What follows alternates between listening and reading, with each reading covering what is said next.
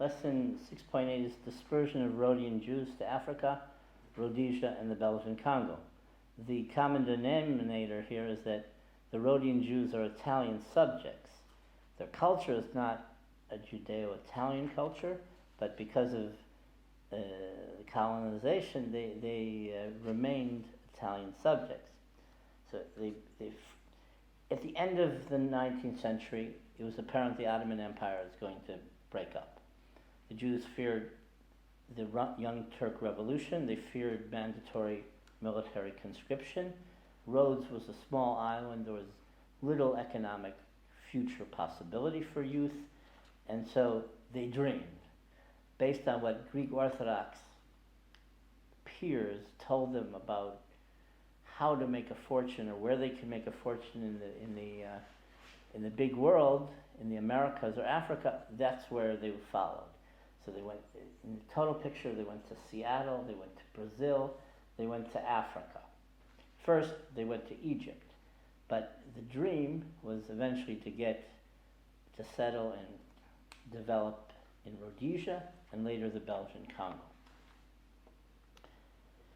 The beginning of Rhodian settlement in Rhodesia was as follows. In 1895, Musa and Gabriel Benatar arrived in Salisbury, Rhodesia, and in 1905, an influx of Rhodians established in the northern remote outposts of Shakari, Gatuma, Darwindale, Shamva, Ifal Flats, Kwekwe, Penhalonga, and Bindura, but they eventually established themselves in larger enterprises in the capital, Salisbury. In Rhodesia, at first, the Jews had farms or general stores in the northern part of the country, but most moved to the capital, Salisbury, where they established a Sephardi synagogue, the Sephardic Hebrew congregation, in 1931. The Rhodian Jews were part of the establishment of a synagogue in Bulawayo. The Rhodian John Menashe was mayor of Bulawayo, and B.S. Leon attained great wealth there, which he donated to Jewish and general philanthropic causes. When the white racist Ian Smith's regime fell in 1979, many Jews migrated to Israel, South Africa, Dallas, or Atlanta. Under the corrupt regime of Mugabe, most of the remaining Jews have suffered economically, and the Sephardic community dwindled. In recent years, due to small numbers, it merged with the Ashkenazi community. In 2003, the synagogue in Bulawayo burned down in precarious circumstances, and services were moved to Sinai House, a defunct Reformed congregation, but the synagogue was eventually rebuilt. Here I make a map of the Congo. Notice Katanga on the bottom. That's where the Sephardim established themselves in Elizabethville, which in the independent state of Congo, the Republic of Congo, became Lubumbashi. The Belgian Congo was a Belgian colony from 1908 to 1960. In 1885, King Leopold of Belgium created the Congo Free State, his own personal colony in light of the apathy of the Belgian government, but it was supported by several Western countries. By the 20th century, due to the ruthlessness of the colonial officials against the indigenous population and their economic exploitation, the Belgian government officially took responsibility for creating the Belgian colony in 1908. In about 1895, the brothers Musa Benatar and Solomon Gabriel Benatar migrated from Rhodes via Egypt to Mashonaland in the British colony of Rhodesia. At age 12, Solomon left Rhodes as a stowaway ship passenger and arrived in Ismailia, Egypt, where he established himself at first by selling cigarettes and then opened a kiosk.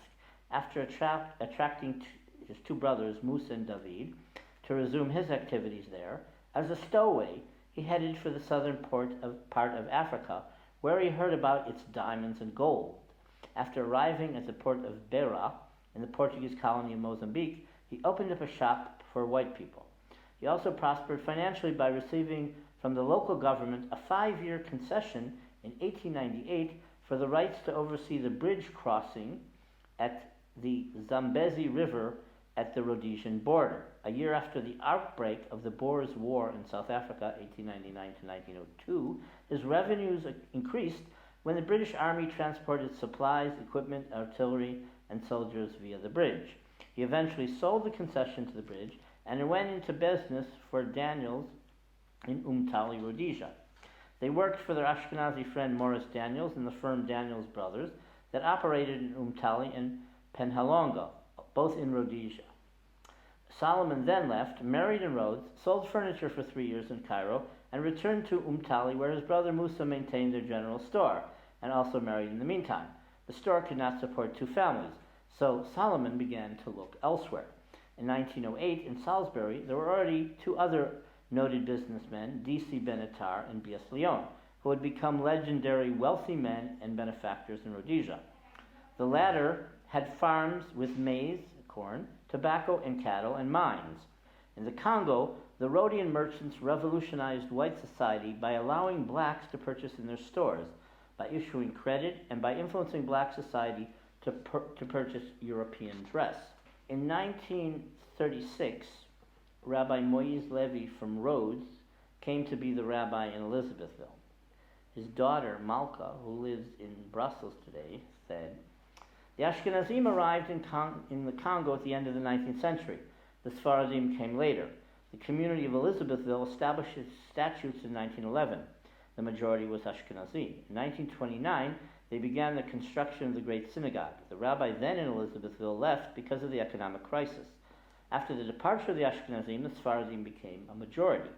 In late 1936, a delegation went to Rhodes and hired Rabbi Moses M. Levy, a young rabbi.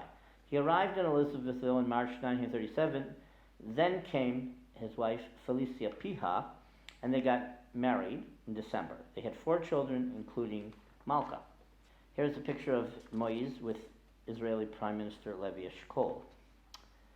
Moïse Levy was a very political rabbi. Malka continues, "For my part, I grew up in a profoundly Sephardic family. Any occasion was good for our parents and our entourage to tell us stories, anecdotes, or memories. We were living under a blue sky. The sun was shining. We lived a simple life. We had our bikes that made us free to move, to go to visit our friends. We developed in a spirit of openness with friends of different origins and religions, Greeks, Italians, Belgians, and they would come to attend the wedding of one of their Jewish colleagues. They participated in our balls as we did in theirs. There were nonetheless some sporadic cases of anti-Semitism. Pertaining to kashrut, it was respected in Elizabethville, and kosher meat was distributed in some butcher shops twice a week. For festivals, for example, for Pesach, wine and matzah were ordered from South Africa and then sent to certain cities where there were Jews who wanted it. When Moses Levy arrived at a particular destination, his host asked him to slaughter a chicken. In almost all the cities, there were former students of the Rhodes Rabbinical College who could have taught classes and assured the shechita, the ritual slaughter, but they preferred to engage in commerce. Here's a picture of the synagogue. There were anti-Semitic incidents in World War I and afterward, but relations with the Gentiles in general were pretty cordial. In 1940, many of the Rhodian household heads were arrested as enemy Italian subjects and were imprisoned for several days. Initially, only Rabbi Levy was detained by the governor and then reported the next day with the Jewish men, but they were quickly released and he could return to his revered status. In 1946, permission was obtained for 50 Rhodian Holocaust survivors to settle in the Congo. In 1950, parallel to the mass exodus of Turkish Jewry and their aliyah to Israel, some Turkish Sephardic Jews migrated to the Congo. Many of the Rhodians who came in 1936 and 1939 were victims of the Italian anti-Jewish racial laws. Those from Asia Minor who migrated to Rhodes after 1919, in accordance with the post-World War I Versailles Treaty, in 1938 were stripped of their Italian citizenship and were ordered to leave the island within half a year by early 1939. Those that did not go to the international zone in Tangier migrated to the Congo. Numerous Sephardic Jews established large-scale businesses in the Congo and became very wealthy. The Israel brothers made fabrics and they established themselves in the Kasai region. They had offices in Lulabourg and Elizabethville. Their company was called Simis, named after Simon Israel. They also had a factory in the capital, Leopoldville. In Elizabethville, there were the Amato Freres, brothers, who bought cloth and converted it into fabric. They also manufactured soap and peanut oil.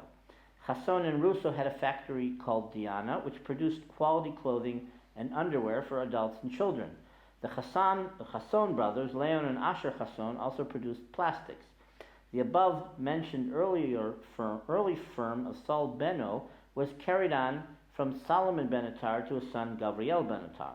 The Capeluto brothers and Moreno Soriano had a factory that produced corn flour, and they also imported American cars, Studebaker, Plymouth, and Chrysler. Noteworthy in the capital was the factory of Reuben Al-Khadif that manufactured Morocco leather. Clement Israel and Michael Cohen had numerous import-export endeavors in the capital. On 24 June 1960, independence was declared in the Congo. Rabbi Levy had an official position as a political interlocutor. Revolutionary leader Moïse Chambé, with backing of Belgian soldiers, wanted the Katanga region, wealthy in copper, gold, and uranium, to succeed from the new Congo, and he requested from Levy to go to Washington, D.C. to get an endorsement from President Kennedy and Ambassador at Large Averell Harriman. But once he arrived in Washington, a representative of Harriman's staff told him that the United States would only recognize the United Nations' position of recognizing a united independent Zaire and oppose the secession of Katanga. Prime Minister Patrice Lumumba had appealed to the United Nations for a united Congo, appealed for assistance in opposing Belgian military aggression and their support for Katanganese secession. On the 9th of July 1960, the Europeans began fleeing Elizabethville for Rhodesia. The next day, in order to protect the population from rioting, Belgium sent soldiers to the Congo. On 11th July, Chambé declared independence for Katanga. The Jewish community of Rhodesia provided a plane to assist the Jews to flee. Most Europeans fled, including 99% of the Jews of Elizabethville. Only 6 elderly Jewish women and 4 aged Jewish men stayed in the city, since they lacked the means to flee.